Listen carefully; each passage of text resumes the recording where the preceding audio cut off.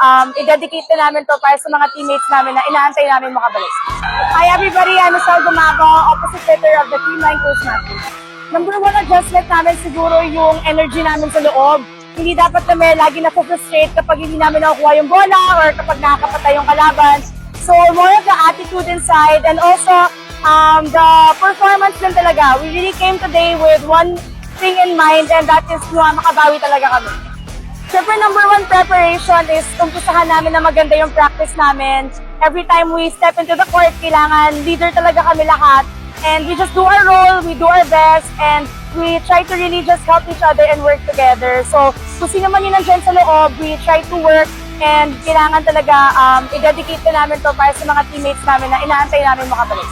Thank you sa lahat ng fans ng Team 9 Toastmasters and to all the volleyball and PBL fans. Thank you so much for watching, supporting. Supportahan nyo kami hanggang dulo. Watch all the games. Come and support here live. Masayang masaya. See you!